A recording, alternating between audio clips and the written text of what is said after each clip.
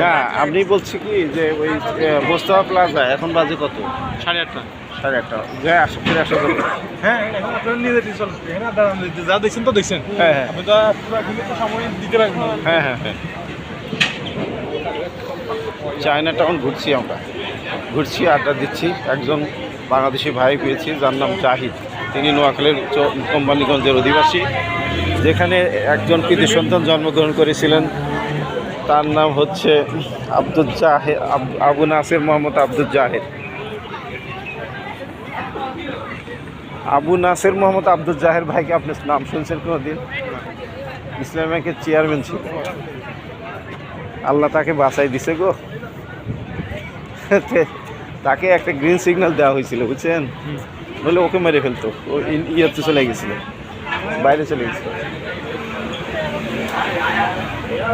আমি তো যখন দেখেছিলাম এলাকাতে মোটামুটি সব কিছু ঠিক ছিল। রাজনীতি করতে একদম ছাত্রদলের সাথে সব মিত্র ছিল। হ্যাঁ হ্যাঁ মামলা হামলা দিয়ে ক্রস করে আসামি পর্যন্ত করতে হবে। তাই না?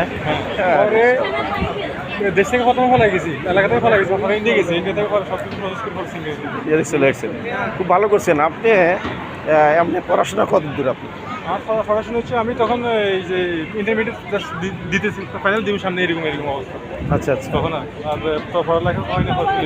হ্যাঁ, আর এখন কি কমপ্লিট করে সিঙ্গাপুরে এসেছেন?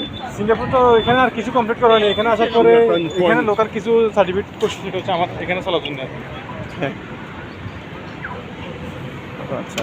আপনি কোনো ইঞ্জিনিয়ারিং কিছু করেন নাই? না, ওইরকম কোনো ডিগ্রি এখানে করি না, করার প্ল্যান আছে ইন ফিউচার আর কি। এখান থেকে যদি আপনি ইঞ্জিনিয়ারিংয়ের ডিগ্রিটা নিতে পারেন এই সিঙ্গাপুর,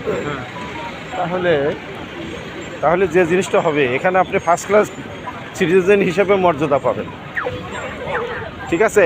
এবং আপনি ওয়াইফ নিয়ে থাকতে পারবেন। আর যতদিন আপনি শ্রমিক হিসাবে দেশে থাকবেন, নেভার কখনোই আপনি স্ত্রী নিয়ে থাকতে পারবেন না। আসা যায় বিজনেস আছে, বিজনেস খরচটা বেশি আর কি। হ্যাঁ হ্যাঁ হ্যাঁ